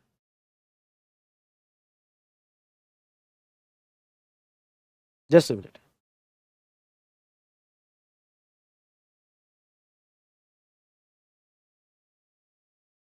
हाँ, आपकी net tax liability plus RCM मतलब क्या? इन सिंपल वर्ड, आप जस्ट रिटर्न के लिए लेट हो गए और जिसके वजह से आपका टैक्स भी लेट हो गया तो आपको 18% का रेट लगेगा और आपकी नेट लायबिलिटी, नेट मतलब क्या? Total tax minus credit, minus credit के बाद जो नेट बचा, ओके, प्लस आरसीएम, क्योंकि आप इलेक्ट्रॉनिक कैश लेजर को डेबिट उतना ही करते हो जो नेट आता है, तो नेट प्लस आरसीएम डेबिट करते हो, तो net tax liability plus RCM, okay, उतना आप डेबिट करोगे, ओके, और उतनी ही अमाउंट पे इंटरेस्ट लगेगा। पीरियड, पीरियड कब से स्टार्ट होगा? Next day after due date, मतलब आपकी ड्यू डेट 20 तारीख होगी तो 21 तारीख से चालू होगा। अगर आपकी ड्यू डेट क्यूआरएमपी स्कीम में 25 होगी तो 26 से चालू होगा। थर्ड मंथ की ड्यू डेट आपकी 22nd 24th है तो 20 ओके, कुछ स्टेट में 22nd है, कुछ स्टेट में 24th है, तो 23rd 25th से चालू होगा।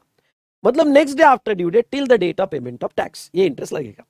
तो एक मिनट फिर से, आपने लेट इसलिए पे किया क्योंकि रिटर्न लेट जा गया आपका, पर प्रोसीडिंग चालू नहीं हुई, 73 74 की नोटिस वगैरह नहीं आई, तो आपका इंटरेस्ट 18% पर एनम आपके net tax liability plus RCM जो डेबिट होता है इलेक्ट्रॉनिक कैश लेजर को उतने पे ही लगेगा।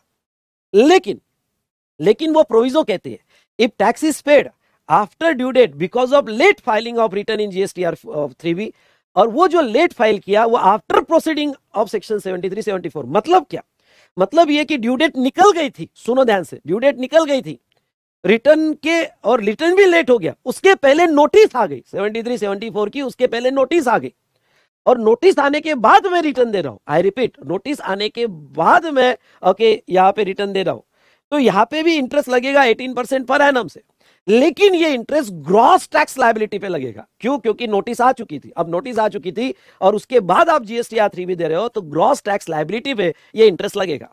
ओके, नोटिस के पहले आपने रिटर्न दे दिया ड्यू डेट के बाद, पर नोटिस के पहले तो 18% net tax liability plus RCM. अगर नोटिस आ गई 73 74 में, प्रोसीडिंग चालू हो गई और उसके बाद आप रिटर्न दे रहे हो, तो फिर ग्रॉस टैक्स लायबिलिटी आईटीसी का आपको डिडक्शन नहीं मिलेगा। और ओके, टैक्स कब से? तो next day after due date till the date of payment of tax. ये तो था सेक्शन 51 में आपकी tax liability for output tax कैसे आएगा। अब आते हैं ये अमेंडमेंट पे, सेक्शन 53 अब क्या कहता है, वेरी इंपॉर्टेंट, इसके ऊपर क्वेश्चन आने के आपको यहां पे पूरा चांसेस है। देखिए सेक्शन 53 ये कहता है ITC wrongly availed and utilise. अब ये एंड का मतलब क्या होता है? एंड का मतलब ये होता है कि अगर आपने गलती से आईटीसी ले लिया, रॉन्गली अवेल्ड मतलब क्या कि भाई one of the condition for ITC under section 62 की इनवॉइस और डेबिट नोट आपके पोजीशन में होना चाहिए, बिना इनवॉइस के आईटीसी ले लिया, या आपके 2B में अपडेट नहीं हुआ और आपने आईटीसी ले लिया, या फिर गुड्स और सर्विसेज रिसीव नहीं हुई और आपने आईटीसी ले लिया, लॉट के केस में फर्स्ट लॉट पे आईटीसी ले लिया, या फिर आपने 180 डेज, हाँ 180 डेज वाला याद रखना, 180 डेज में पेमेंट नहीं किए और आईटीसी ले लिया, जबकि 180 डेज में पेमेंट नहीं किया और आईटीसी कंटिन्यू कर लिया, एग्जाम सप्लाई का आईटीसी कंटिन्यू लिया, कोई भी रीजन की वजह से जहां आपको आईटीसी नहीं मिलना चाहिए था वहां अवेल कर लिया। गवर्नमेंट कहती है अवेल करो, कोई दिक्कत नहीं, ओके अवेल कर दो, कोई दिक्कत नहीं। हमें दिक्कत कब से चालू हो जाएगी? जब आप वो रॉन्गली अवेल किया हुआ आईटीसी यूटिलाइज करोगे, रॉन्गली अवेल किया हुआ आईटीसी यूटिलाइज करोगे। मतलब क्या, या दो सिचुएशन क्रिएट होती है। पहली, अगर आपने इफ रिवर्सल और payment is done before utilisation, मतलब आपने जो आईटीसी रॉन्गली किया ओके यूज नहीं किया, उसका पहले रिवर्स कर दिया, पहले रिवर्स कर दिया या पेमेंट कर दिया आपने उसका, ओके डेबिट कर दिया इलेक्ट्रॉनिक क्रेडिट लेजर, तो इंटरेस्ट नहीं लगेगा। ओके, तो गवर्नमेंट कहना है कि ठीक है ना, ओके रॉन्गली कभी कभी अवेल करना ठीक है, पर यूटिलाइज मत करना। यूटिलाइज किया तो हमें दिक्कत है उसके, अगर तुमने अवेल किया और रिवर्स कर दिया तो इंटरेस्ट नहीं लगेगा। लेकिन आपने रॉन्गली अवेल करके उसको यूटिलाइज भी कर लिया, रॉन्गली अवेल करके उसको यूटिलाइज भी कर लिया, तो फिर लगेगा इंटरेस्ट। और इंटरेस्ट क्या रेट से लगेगा? 24% पर एनम से आपको इंटरेस्ट लगाया जाएगा। 18 नहीं भाई, 24% से इंटरेस्ट लगाया जाएगा। अच्छा ओके, इंटरेस्ट का किस पे लगाया जाएगा? To the extent of amount wrongly utilise. अब समझ लो आपने रॉन्गली अवेल किया 1 लाख, पर उसमें का यूटिलाइज किया 30,000, तो इंटरेस्ट 1 लाख पे लगेगा या 30,000 पे? 30,000 पे। ओके, जितना आप रॉन्गली यूटिलाइज करोगे टू दैट एक्सटेंट ही इंटरेस्ट लगेगा, 30,000 पे इंटरेस्ट लगेगा। अच्छा, इंटरेस्ट कब से लगेगा? तो इंटरेस्ट लगेगा from the date of utilisation, जिस दिन अवेल किया तब से नहीं। समझ लो अप्रैल का मैंने क्रेडिट अवेल किया, अप्रैल का क्रेडिट मैंने अवेल किया। ओके, अवेल करना मतलब क्या होता है? अवेल करना मतलब तुमने जीएसटीआर 3B में क्लेम किया, तो मैंने क्लेम कर दिया ओके अप्रैल का मई में, और वो रॉन्गली जो अवेल किया मैंने यूटिलाइज किया जून में, जुलाई में, अगस्त में, व्हाटएवर, तो जब मैं उसको यूटिलाइज करूंगा वहां से इंटरेस्ट लगेगा। एक बार बोलो मेरे साथ फिर से, जब मैं यूटिलाइज करूंगा वहां से इंटरेस्ट लगेगा till the date of reversal और पेमेंट। जब तक मैं उसको रिवर्स नहीं करता हूं, जब तक मैं पेमेंट नहीं करता हूं, क्योंकि रॉन्गली लिया हुआ मुझे रिवर्स करना है। अब मैंने यूटिलाइज कर लिया तो ओके वहां से इंटरेस्ट जब तक मैं उसको रिवर्स नहीं करता हूं। अब इसमें भी डेट ऑफ यूटिलाइजेशन उन्होंने थ्रू एक्सप्लेनेशन एक्सप्लेन किया है, डेट ऑफ यूटिलाइजेशन कैसे निकालना, और इसके लिए मैं प्रॉब्लम आगे लूंगा, बहुत अच्छा प्रॉब्लम लूंगा, आपको समझ जाएगा। ओके देखिए वो क्या कहते हैं, if balance in electronic credit laser fall below the amount of ITC wrongly avail on account of payment of tax through return, मतलब क्या कि अगर आपका इलेक्ट्रॉनिक क्रेडिट लेजर का बैलेंस आपने जो रॉन्गली अवेल क्रेडिट किया, इसका ये अभी ऐसा नहीं समझ में आएगा, आपको प्रॉब्लम से ही समझ में आएगा। अगर आपका जो बैलेंस है, ओके, वो बैलेंस जितना आपने रॉन्ग अवेल किया, कितना अवेल किया था, रॉन्ग 1 लाख, और आप टैक्स के लिए यूज कर रहे हो, और अब बैलेंस 1 लाख के नीचे गया, मतलब आपने यूज कर लिया वो क्रेडिट जो रॉन्गली अवेल था। जब तक आपका बैलेंस 1 लाख के ऊपर है तब तक आपका 1 लाख वैसा का वैसा इंटैक्ट है, यूज नहीं हुआ। पर जैसे ही आपका बैलेंस ओके जो रॉन्गली अवेल 1 लाख है उसके नीचे गया, तो फिर आपको इंटरेस्ट लगना चालू हो जाएगा, और आपका डेट ऑफ यूटिलाइजेशन बोला जाएगा ड्यू डेट ऑफ रिटर्न, जब आपने यूज किया। Okay, due date of return, okay, जो मंथ में आपने यूज किया उसका रिटर्न का ड्यू डेट, और actual date of filing of return whichever is earlier, actual date of filing of return which is earlier. Okay, पहली बात तो दिमाग में रखो, आपको अवेलमेंट नहीं, यूटिलाइजेशन, जो मंथ में आपने यूटिलाइज किया वो मंथ का रिटर्न का ड्यू डेट या actual date of filing return whichever is earlier लिया जाएगा, और वहां से इंटरेस्ट लागू होगा। एग्जाम्पल से और क्लियर समझेगा, वेट फॉर दैट। और उसके बाद में, if balance in credit ledger fall below the amount of ITC wrongly availed, okay, balance in electronic credit ledger fall below the amount of ITC wrongly availed on account of any other reason, the date of utilization, मतलब वो tax payment की नहीं भाई, कोई दूसरे payment है, कोई पुराना डिमांड ऑर्डर वगैरह है उसका पेमेंट है, तो अगर कोई दूसरा रीजन होगा तो date of utilisation is the date of debit to electronic credit ledger, date of debit to electronic credit ledger. अब ये दो वाला पार्ट यहां अच्छे से समझ लो। पहले तो आप ये चार्ट जो है, ये चार्ट आपको आज के आज बनाना है, और ये चार्ट जो आप आज के आज बनाओगे इसका स्क्रीनशॉट ले लो, पहले फुल स्क्रीनशॉट ले लो। ओके, पहले फुल स्क्रीनशॉट ले लो और बाद में हाफ आप ले लो, क्योंकि फुल में अगर कोई वर्ड नहीं दिखा तो हाफ आप में आपको हेल्प होगा। ओके, पूरा स्क्रीनशॉट ले लो, ठीक है,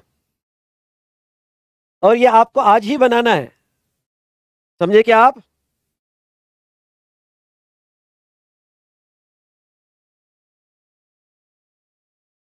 चलिए अब हाफ आप ले लो, सो दैट आपको थोड़ा क्लियर वर्ड्स समझेंगे यहां पे।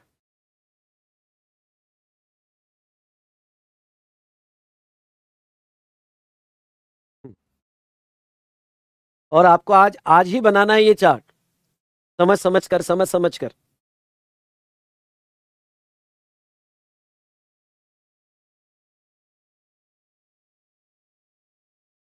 अब हो सकता है बेटा आपके नोट्स में, ध्यान से सुनिएगा, आपके नोट्स में या मैंने क्लास जो लिया होगा तो हो सकता है यहाँ पे मैंने कैलकुलेशन 24% पर एनम से किए हो, लेकिन आपको अकॉर्डिंगली अब करेक्शन कर लेना है। ओके, यहाँ इंटरेस्ट जो है 24% पर एनम से नहीं लगेगा, आपको करेक्शन करना है और वो इंटरेस्ट 18% पर एनम से लगेगा। आई रिपीट, इंटरेस्ट आपको 18% पर एनम से लगेगा सेक्शन 50 सबसेक्शन 3 का, और ये जो इंटरेस्ट है ओके आपको 18% से किस तरह से कैलकुलेट करना है मैं आपको आगे बताऊंगा। डन, यहां तक क्लियर? यहां तक क्लियर?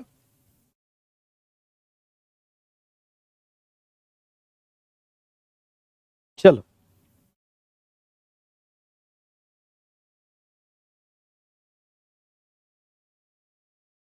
चलिए बेटा, अब नीचे टेबल पे आ जाओ, आप नीचे टेबल पे आ जाओ।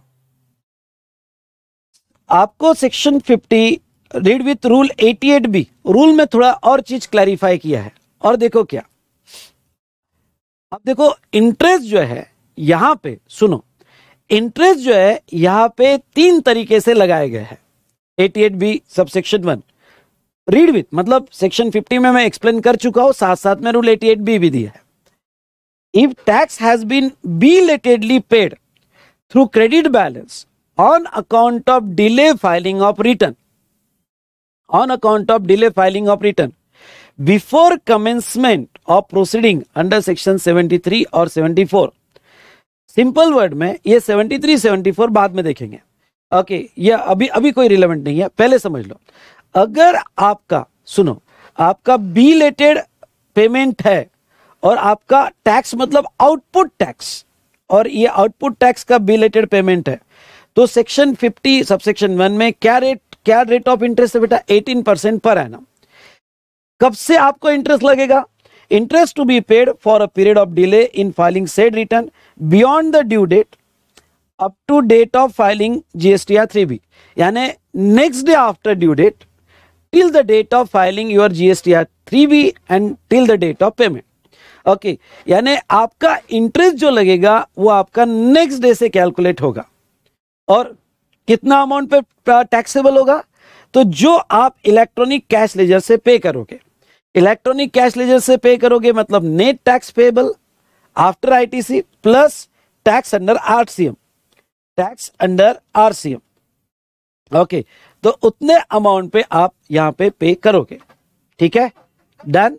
चलो अब नहीं, ये तो सिंपल था, सेक्शन 50 सब सेक्शन 1 का interest.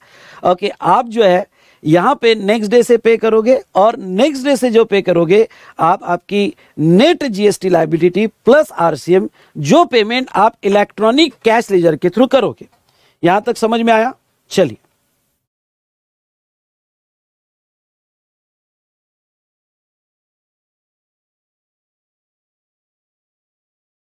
next 88B2 in all other cases where interest is payable on delay payment of tax under section 51 read with, okay यहां पे read with section 77 and section 78 sorry section 70 यहां लिख दो, section 73 and section 74 the amount of tax which remains unpaid, okay यहां पे देख लेना, the amount of tax which remains unpaid यानी आपके ग्रॉस अमाउंट पे इंटरेस्ट लगेगा, ग्रॉस अमाउंट पे इंटरेस्ट लगेगा। ओके और वो 18% पर एनम से लगेगा और next day after due date.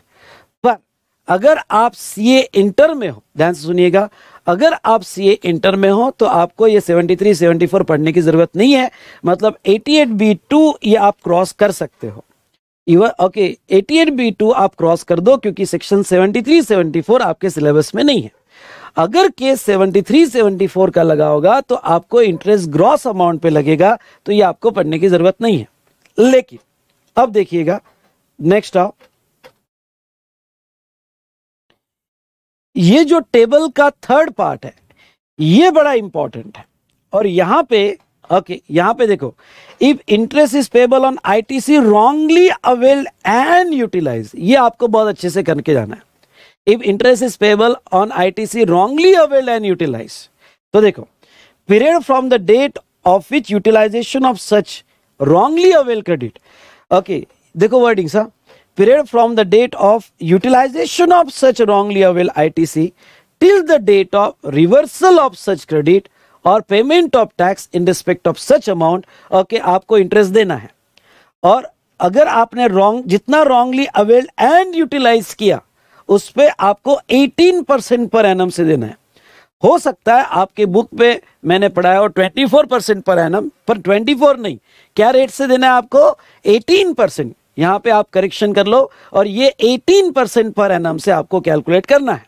Okay notified rate ये आपको करेक्शन यहां पे करना है। चलिए तो ये 18% पर एनम से आपको कैलकुलेट करना है। यहां तक क्लियर? नेक्स्ट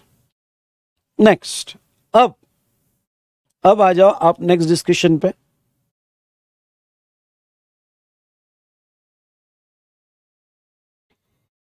ये जो एक्सप्लेनेशन है, ओके ये एक्सप्लेनेशन देखिएगा, ठीक है। अब ये क्या कहता है देखो, ITC wrongly availed shall be constitute to have been utilised when balance in e-credit ledger fall below the amount of ITC wrongly availed, underline, fall below the amount of ITC wrongly availed, and the extent of such utilization of ITC shall be the amount by which balance in e-credit ledger fall below the amount of ITC wrongly availed। Sir underline के अलावा कुछ समझ में नहीं आया तो ठीक है ना, मैं पढ़ाने वाला हूं ना आपको। Next, date of utilization of such ITC shall be taken to be as under: if balance in e-credit ledger fall below the amount of ITC wrongly availed on account of payment of tax through said return the date of utilisation of such ITC shall be earlier of date on which return is due to furnish or actual date of filing return, उस दिन date of utilisation माना जाएगा। B, when balance in e-credit ledger fall below the amount of ITC wrongly availed in all other cases, बाकी अगर return की cases other cases होगी, the date on which utilization of such ITC shall be the date of debit to electronic credit ledger. All other cases मतलब वो situation में आपका जो balance है रिफंड दे दिया, रिफंड की वजह से डेबिट कर दिया। सर ये कुछ भी समझ में नहीं आया। ओके मैं बैठा हूं, समझेगा। ओके सर यहाँ तक हमने अंडरलाइन किया उतना ही इनफ है, अंडरलाइन किया उतना ही समझ में आया तो इनफ है। ठीक है, चलो ये दोनों पॉइंट मैं आपको बहुत अच्छे से समझाता हूं। अब आ जाओ, आपके नोट्स में मैंने एक प्रॉब्लम दिया हुआ है और ये प्रॉब्लम पे आ जाओ। ठीक है, ये प्रॉब्लम पे आ जाओ। ये प्रॉब्लम आपकी सारे प्रॉब्लम सॉल्व कर देगा। ठीक है, आ गए ये प्रॉब्लम पे, स्टेप बाय स्टेप अब मेरे साथ चल रहा है आपको। ठीक है, ये जो प्रॉब्लम है, ये प्रॉब्लम ओके आपके पुराने नोट्स में मैंने कुछ भी दिया होगा, इग्नोर इट, और आपके नोट्स में ऐसा करेक्टेड प्रॉब्लम होगा तो ये आपको फॉलो करना है। एक बार मेरे साथ स्टेप बाय स्टेप देख लो। ओके, और ये जो है आपको फॉलो करना है। देखो, मंथ है अप्रैल, मई, जून, जुलाई, अगस्त।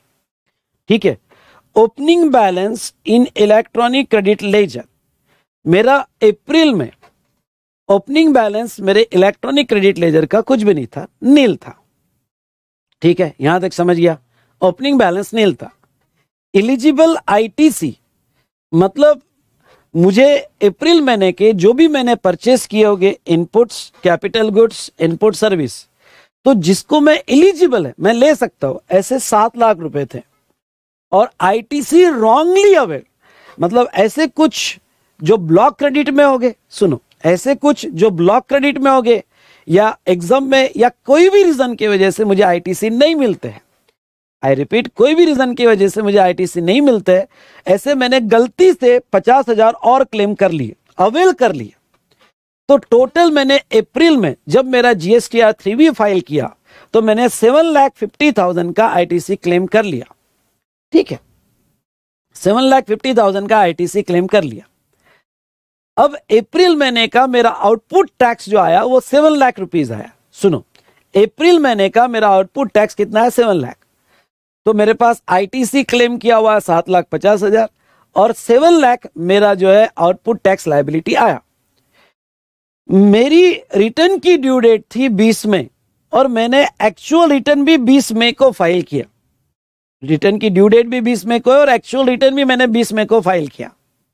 ठीक है, अब एक एक मंथ लेते चलते हैं।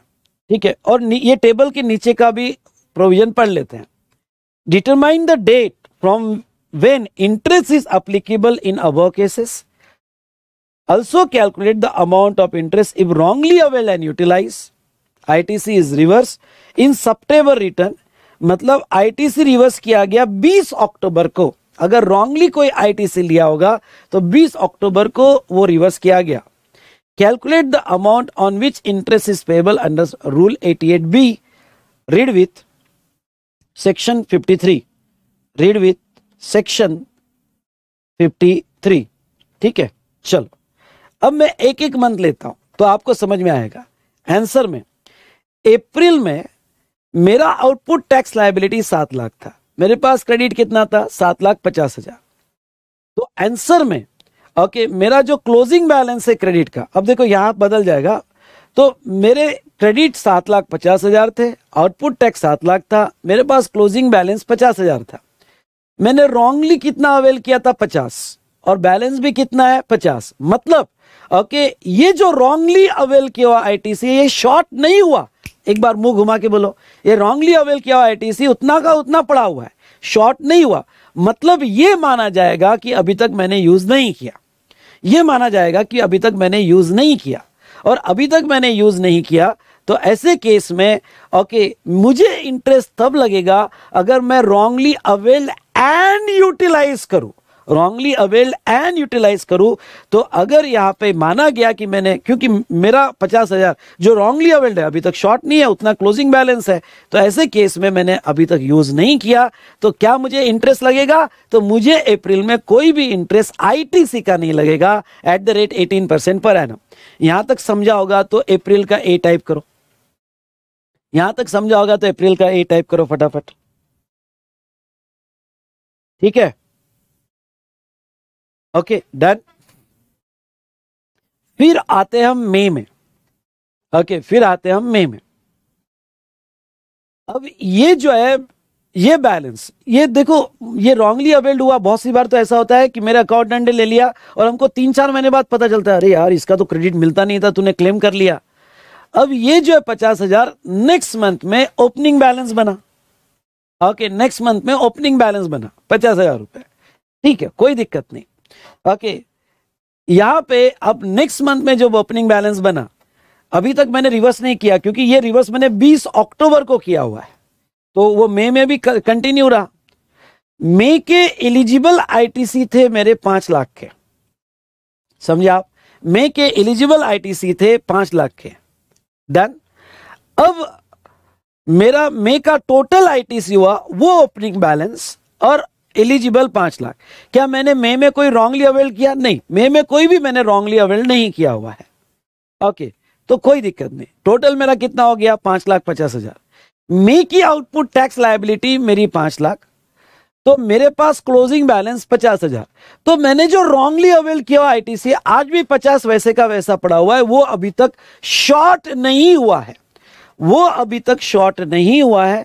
तो कोई दिक्कत नहीं, मुझे इंटरेस्ट नहीं लगेगा, क्योंकि इंटरेस्ट तभी लगेगा जब मैं उसको यूज करूंगा।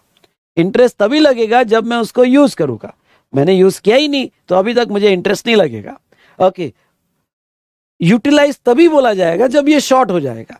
तो दोस्तों मुझे बताओ, ओके मैं समझा क्या आपको? ओके मैं समझा क्या आपको? डन। चलो मैं समझा होगा तो एम टाइप कीजिएगा फटाफट। उसके बाद में नेक्स्ट, अब आ गया जून। ये 50,000 बैलेंस जून में कैरी फॉरवर्ड हुए।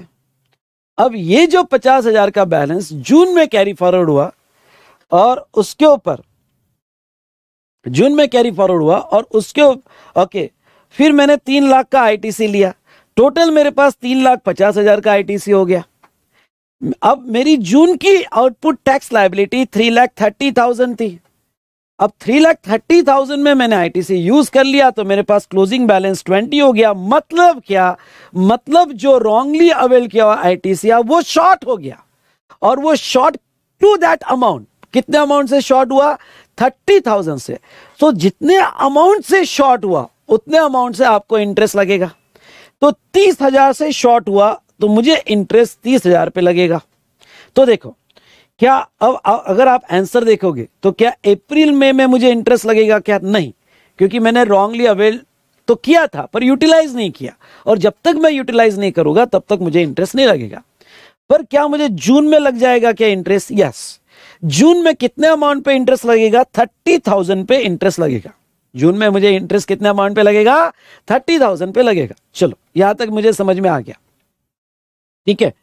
अब ये जो जून में 30,000 पे मुझे इंटरेस्ट लगेगा, ये कब से लगेगा? कौन सी डेट के लगेगा? तो अब सेक्शन 50 सबसेक्शन 3 में read with rule 88B3 okay interest जो है आपका कब से लगेगा? तो इंटरेस्ट जो है date of filing, due date of return or date of actual return which is earlier. मतलब आपकी लास्ट डेट ऑफ रिटर्न 20 तारीख है।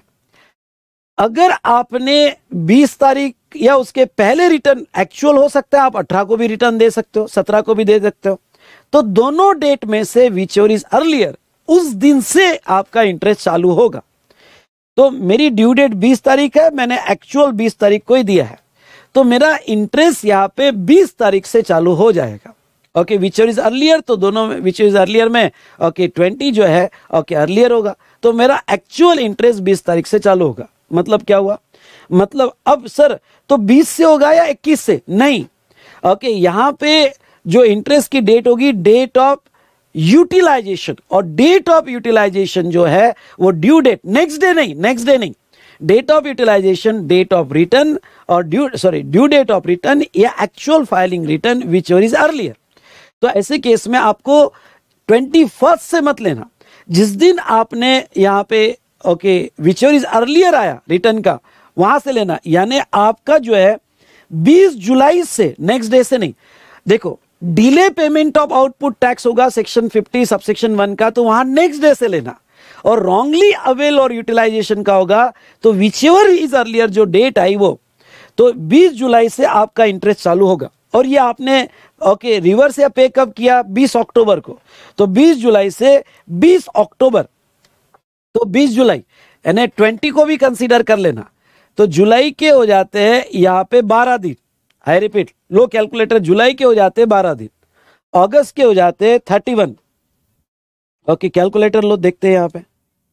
ओके तो जुलाई के हो गए 12 प्लस अगस्त के हो गए 31, सितंबर के हो गए 30 प्लस अक्टूबर के हो गए, एक मिनट, जुलाई के 12 प्लस 31 प्लस जुलाई अगस्त सितंबर के 30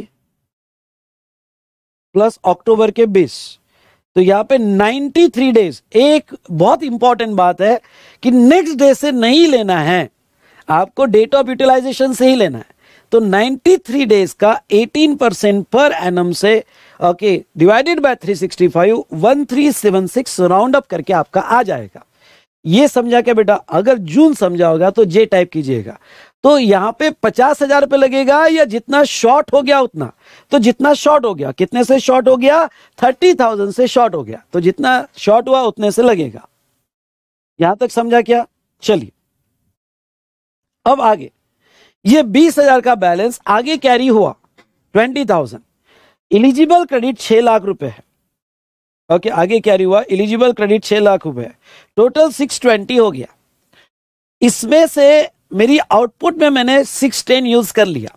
आउटपुट में 610 यूज करने के बाद मेरे पास बैलेंस 10,000 रहा। तो अब मेरा और कितना शॉर्ट हो गया? अब शॉर्ट 40 मत कर लेना, ठीक है, उसमें से 30 का तो इंटरेस्ट हमने ले लिया पूरा। अब वापस जो है वो शॉर्ट हो गया 10, तो ये 10 पे इंटरेस्ट लगेगा। अब 10 पे इंटरेस्ट लगेगा, कौन से मंथ का? जुलाई। इंटरेस्ट कब से लगेगा? Due date of return actual, आपकी ड्यू डेट थी 20 तारीख और आपने एक्चुअल रिटर्न दिया 18 तारीख, तो which ever is earlier, okay which ever is earlier.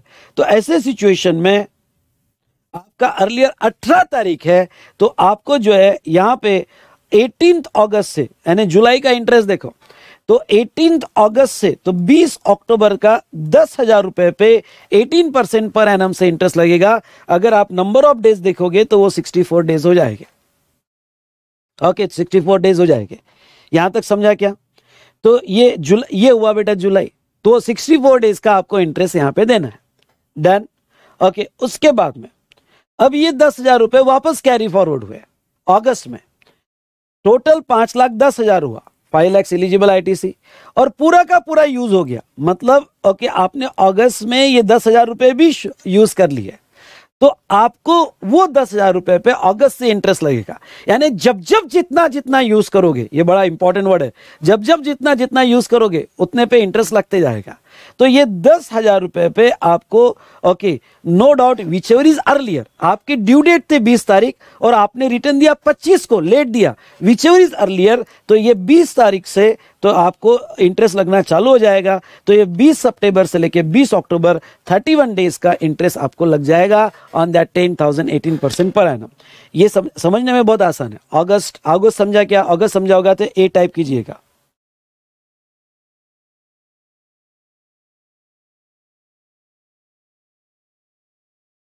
Okay तो ये अब आपका एक सवाल आ सकता है कि सर हो सकता है कि आगे के मंथ में हमारे आईटीसी बढ़ गए, देखो यानी आपका अब 20 आया था, ओके हो सकता है आपके आईटीसी बढ़ गए होगे तो फिर इंटरेस्ट नहीं आएगा क्योंकि सफिशिएंट बैलेंस है।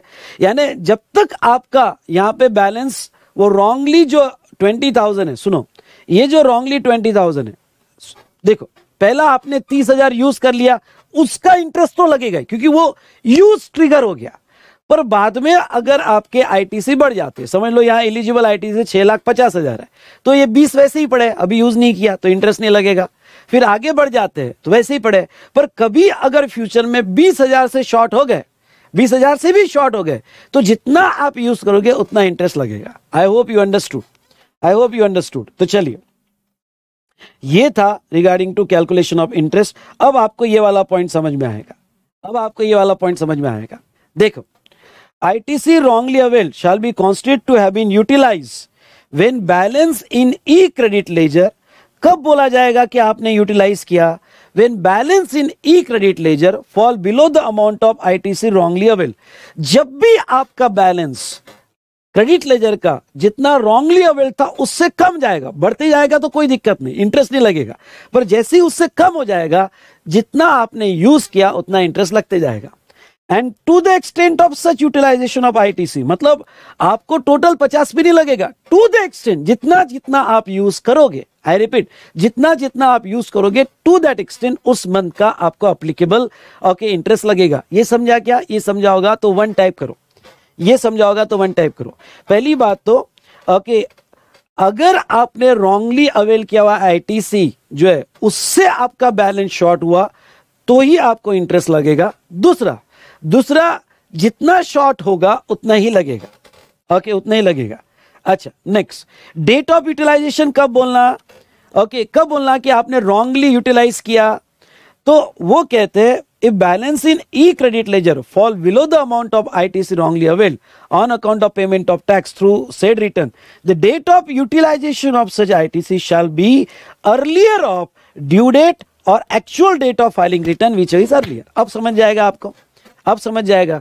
ये बेटा क्लास का फायदा होता है, मतलब कभी कभी कुछ हमको सेल्फ स्टडी से इंसाइट नहीं मिलता है, लेकिन अब हर वर्ड आपको समझ में आ रहा है, क्योंकि आपका इंटरेस्ट जिस दिन यूटिलाइज किया उस दिन से, नेक्स्ट डे से नहीं, जिस दिन यूटिलाइज किया उस दिन से लगेगा। कब कहा जाएगा कि आपने यूटिलाइज कब किया है? तो वो ड्यू डेट ऑफ रिटर्न और actual date of filing return which is earlier, ये समझा होगा। और बी जो है, when balance in e-credit ledger fall below the amount of ITC wrongly availed, in other cases, बहुत सी बार रॉन्गली रिफंड की debit हो जाती है, एंट्री वगैरह, तो जिस दिन डेबिट हुआ उस दिन। तो चलो ये इतना इंपॉर्टेंट नहीं है, पहला वाला ओके जो है हमारे डिस्कशन के लिए इंपॉर्टेंट है। ओके, तो ये आपको अगर क्लॉज ए समझा होगा तो ए बड़ा इंपॉर्टेंट है, ये आपने देख लिया। ए समझा होगा तो फटाफट क्लॉज ए टाइप करो, छोटा ए टाइप करो। तो इन दिस वे हमने यहाँ पे जो है okay section 50 subsection 3 rule 88B हमने यहाँ पे देखा। ठीक है दोस्तों, चलो।